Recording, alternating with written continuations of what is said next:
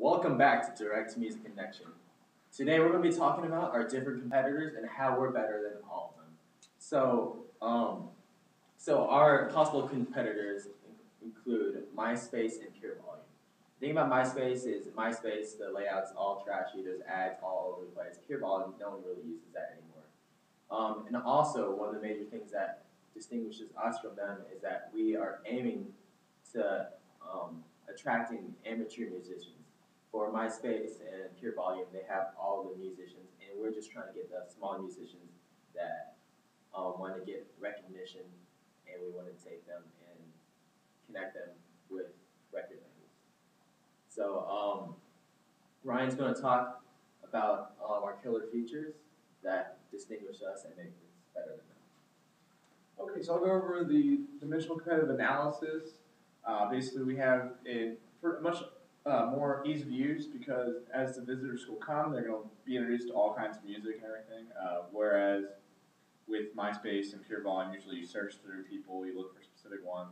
We'll have that available, but the one thing that'll be easier for the visitors is to be introduced to more music because of the fact of our voting system, which will have them seeing different music all the time. The killer features actually is the voting system itself. It's what's going to distinguish talent more so than views or plays or anything like that, because anybody can look at or play something, but doesn't mean they like it. So our voting feature will help that out. And then with our rating system that we have, it's going to give people points determined on whether or not they were determined that they should have won from wins they already had or losses. So it'll stay balanced because it'll only give you points based on that algorithm to keep it balanced. So if they keep beating a bunch of people with low ratings, obviously they're not going to get as many points.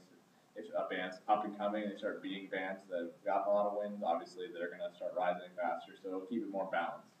The reliability of our website is that we'll have people monitoring the website, so they're going to get rid of bad comments or any misuse of the site, bad pictures, anything like that. So we'll always be on top of this. That's why we're going to be more reliable, because we're just going to have tons of monitoring of that. And then as far as recognition goes, is the one where we fall short, and that's because of the fact that nobody knows who we are right now.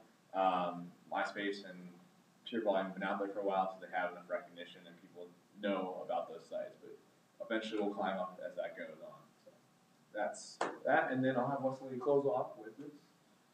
So to put everything into a relative point of view where we can all see our where we stand right now, we have our value versus killer features graph, which just shows us a relative idea. So here's Pure Volume, MySpace, and us, DMZ.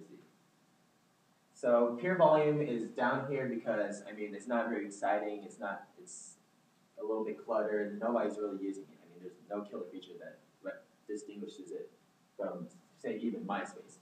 MySpace is a little bit better, but not that much better, because MySpace has all the advertisements. There's all the users that really aren't giving you any helpful information about how you can become better, and it's just hard to go through all and find decent music, and really record companies aren't going to be using this to find it. And then there's us, DMZ. We have our voting system, as Ryan explained earlier, and which is very simple for you guys to use.